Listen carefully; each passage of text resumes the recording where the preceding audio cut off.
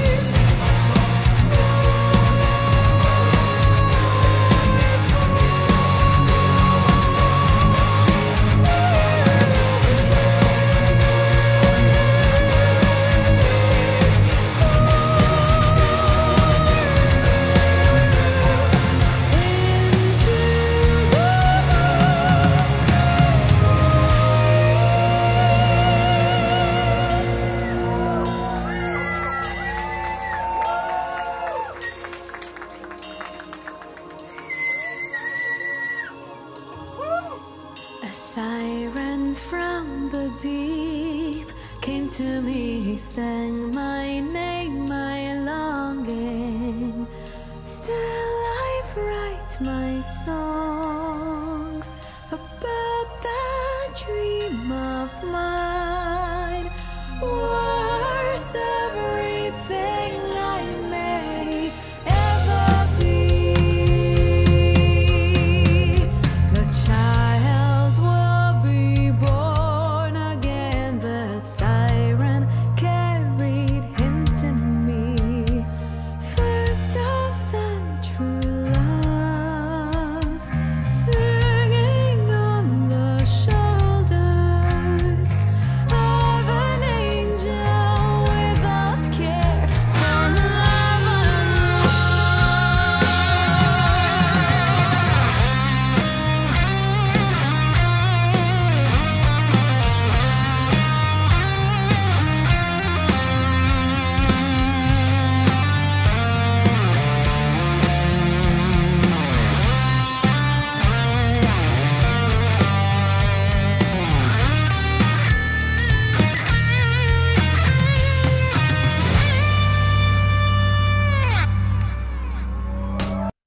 Yo!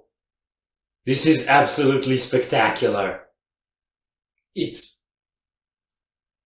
like a Xerox copy when it comes to quality, but you can hear that it's not the same band. Yeah, okay, so I think the band actually sounds more different from the original than the vocals. Yeah, I felt like, especially through the first part, while you had that long anthem with the really long notes, yeah, that actually felt pretty much like a Xerox copy of the original. That was spectacular, and I could tell how after that she stopped being Flora and she became Noah. And when I mean original, I mean the original live versions. Yeah. So that was a very cool change of pace in the vocals. And the best thing about this is the fact that they have the live choir. Yeah! So that's why it's so appropriate for them to actually tribute Nightwish, because they have Hellscore, which is like a monumental amount of people. Yes. That can almost attempt to match, and I would say quite successfully so, the scale of the orchestrations and choirs that Thomas used. Mm-hmm. And they're doing that live, and if I would have only one thing to complain about is that you can hear the production isn't the same level. But given that you're comparing live Nightwish DVDs with nobody from Israel, and by nobody I of course mean the best band from Israel, there's definitely a massive budget gap. So the fact that they can get so close and pay such a good tribute is spectacular. Mm-hmm. And another thing I want to say is, in some of the drum transitions that are slightly changed, or the trills and stuff that Yadin added to the chorus, you can hear the solo. Sorry. You can hear like the proggy nutty shredders inside of them kind of being a bit too bored with such a moderately paced balladic song, at least on the first part. Yeah, not to say that the song is any worse, but the band style is usually a lot more like everywhere. Yes, at the same time. If you're a Nightwish fan who doesn't know Scardust, please check them out. Yeah, he will feel very validated. I will. Yes, he will. And Scardust will too. And you'll probably be happy. We go? We go.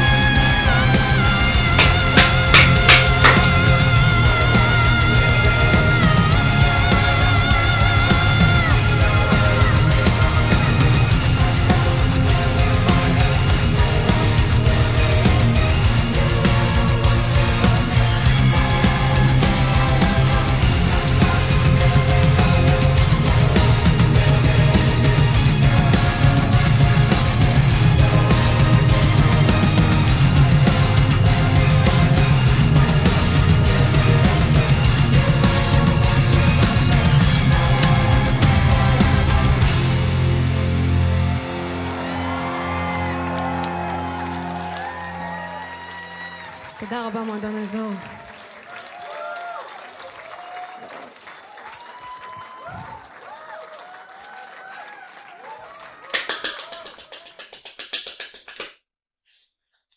No!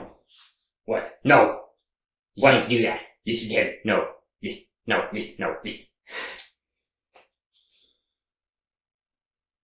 I have pros, I have cons, but overall, it was an absolutely phenomenal performance. You have cons? Yes. Well, no cons, more like questions and things I would have done differently. And the main one is, I know Scardust has a string quartet.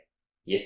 And as far as I could tell, they had all the backing tracks being the original Nightwish backing tracks. Pretty much. And I'm wondering why they didn't try to at least move some of it onto their own string instruments. I imagine there's only so many people that you can fit on stage. And I also imagine if you're not Nightwish yourself, you can't exactly take parts of the original backing track. Yeah, but they could have like doubled them, I guess, or something. I don't know. For me, I would have liked to also see the string quartet up there. But also, that's actually what I was thinking, and you pointed out very well, that stage is really, really full. So I don't know if they would have been able to fit. There's only so many people you can fit on a stage, and there are so many logistics that have to go into this sort of stuff. Yeah. But and how exactly are you gonna take like classical bow instruments and put them through a microphone in that atmosphere without interference and stuff like that? I don't know if you have like, well, you could do it with electric violins and stuff. Yeah, probably. But otherwise, come to think of it, all bands that brought an orchestra to a stage were like big band and the orchestra behind, like Epica did, like, did Nightwish ever actually do that? I have no idea. I think if they did that, they should have gotten it on DVD. Dimmu Borgir did that, yes. But, yeah, really, really good tribute. And it's one of those situations where you wanna spend 157 minutes praising the F out of the performance, but it's kind of hard because it's like just too spot on close to the original. So that's the most impressive thing to me, is just how accurate they could keep it along with the original. Having said that, there are some differences, the guitar tone and the vocals mainly. What I see with the vocals is that the performance is exactly on, but the vocal timbre is different because that's what you can't change. Yeah. You can't adapt. That's why it was such a shock that the beginning and end with the long notes sounded so similar to Floor, but everything else when she goes out of falsetto is very much her voice. Yes, and I think that's where the main difference is. When she does opera stuff, she sounds almost like Floor. Yes. Because it's opera. Yeah. And in that register, the difference is kind of hard to hear. But when she switches to belting, she has this very, very typical nasal tone. Yes. And that's very different. But she still hits the notes spot on. I'm gonna go into Nightwish vocalist discussion territory, which is touchy ground, so I will tread carefully. To me, she sounds a bit like she's Floor's performance in Annette's timbre. Something like that. Not Annette's per se, but in the sense that Annette had this more playful theatrical voice that was more higher pitched and childish and not has the same edge a bit to the vocals. Yeah. But the performance is more Floor. Yeah. That's what it looks like to me. Yeah, and it is with the edited ending that they brought in when Floor joined the band. And I actually find it quite refreshing that they didn't do like the 25-minute noise build up at the end. Yeah, yeah, that was, we're doing the ending like they do it, but also no. Yes. And one more thing, those like opera highs in the middle, they moved those to the choir. Yeah. They just let the choir do those. Yeah. I was really curious, like, what's gonna happen there? And I was not expecting that. I'm pretty sure she can do them, but I think the fact that they let it on the choir is actually pretty cool, because I think that's how the original studio song was, and it gives a more orchestral tone. Yes. So, wow!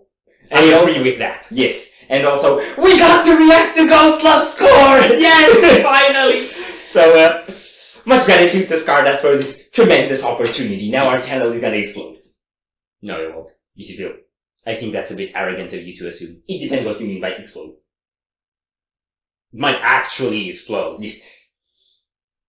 So, I think we're done here. Yes. If you enjoyed this reaction, we really appreciate the likes and shares. And if you want some more, don't forget to subscribe with bells on. Thank you very much for stopping by. We hope you enjoy your stay, and we'd love to see you back at the Windmill very soon. Of course, yeah.